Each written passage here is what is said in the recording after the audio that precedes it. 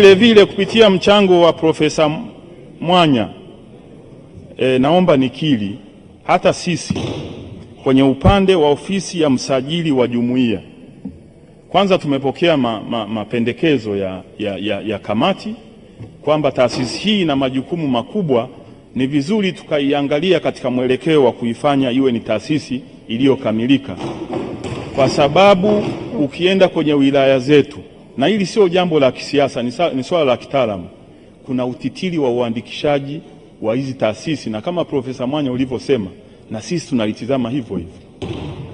Unakuta mtu hajasajili kanisa, anatoa huduma, anaamka anasema ameomba, ameoteshwa kwamba sio itatokea nini. Kama umeona umeoteshwa kutakuwa kuna hali ambayo sio nzuri, basi nenda uombe Mwenyezi Mungu aizuie isitokee kwenye taifa letu, lakini sio kutoa taharuki kwa taifa kwamba jana nimelala nimeota mimi ni nabii, kutakuwa kuna taharuki hii. Sasa mimi nitegemea huyo kiongozi angeenda aombe Mwenyezi Mungu azuie hilo balaa lisitokee, lakini kiongozi huyu analeta taharuki ya nchi. Watanzania waache kufanya shughuli zao, waanze kupaniki, lakini ukifuatilia unakuta hajasajiliwa. Ukimgusa anasema serikali inavamia viongozi wa dini. Kwa hiyo tunaenda kufanya uchambuzi vizuri, tutaleta mbele ya bunge hili, tuwaonyeshe wale ambao wanafanya kazi kinyume na utaratibu, ili tutakapowachukulia hatua Watanzania wajue kwamba sio mambo ya kisiasa.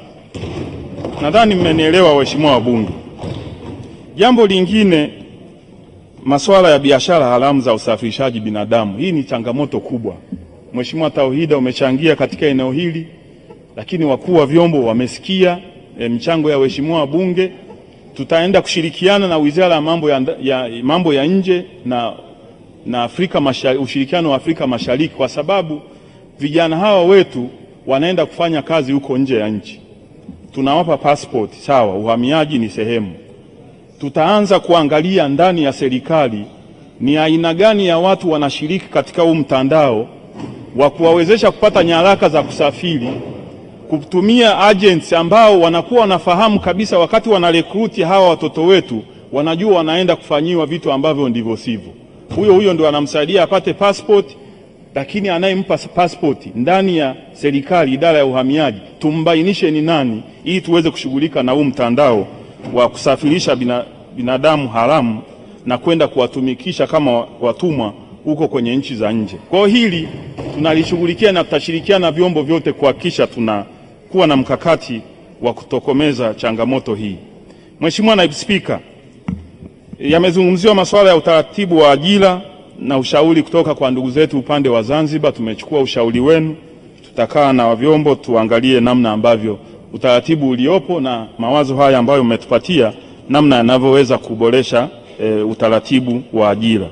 Mheshimiwa Naibu Spika, yaliyosemwa ni mengi, na hata Mheshimiwa Esther Matiko amezungumzia swala la 4R kwamba rais huyu, mama yetu huyu, alitoa fursa ya kipekee, na mimi sio kwamba natabiri, sidhani kama tutakuja kupata rais msikivu yielding kama rais huyu akaweza kutoa fursa kwa upinzani kukaa mezani pamoja, alafu nyinyi wenyewe mmeabuse hii space.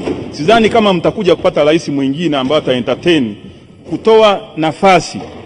Umesema Mheshimiwa Esther Matiko, Mheshimiwa rais wetu alienda Ubelgiji, akaambia mdogo wangu Lissu, njoo tukajenge nchi, lakini sasa unambeba mtoto kwenye mbeleko anakung'ata mgongoni. Sunda yachia mbeleko.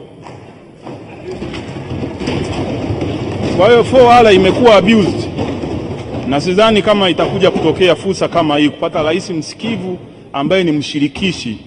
Na mtu anaweza akawa na tabia nzuri, lakini matendo ya watu yakamfanya abadilike kwa sababu ya namna watu wanavyochukulia. Kwa Mheshimiwa Naibu Spika, naomba nisiendelee zaidi nikaja nikaharibu, maana haya mambo mengine yanauzi. Unaweza ukawa hapa ukaamua kusema vitu ambavyo baadaye vikaleta shida. Lakini waheshimiwa wabunge, naomba niwashukuru sana.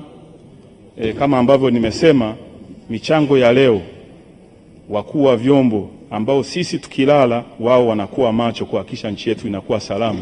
Kupitia bunge hili mmewapa moyo sana, mmewapa morali ya kufanya kazi, na naomba niwahakikishie kazi nzuri ambayo inafanywa na vyombo vya ulinzi na usalama. Kwa wale ambao wako ndani ya vyombo wanaenda kinyume na maadili, tutaendelea kuchukua hatua dhidi yao.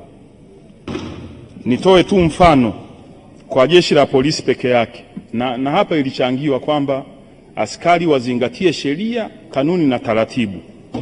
Kwa jeshi la polisi peke yake, askari ambao wamechukulia hatua za kinidhamu 232 wameitwa kwenye kamati za maadili, 796 wameshtakiwa kijeshi na kupewa adhabu mbalimbali, 16 wameshushwa vyeo, 62 wamefukuzwa kazi na 44 mashtaka yanaendelea. Kwa hiyo tutaendelea kuchukua hatua kuhakikisha wale wachache ambao wanachafua image ya jeshi la polisi wanachukuliwa hatua, lakini wengi wanaofanya kazi nzuri tuendelee kuwatia moyo.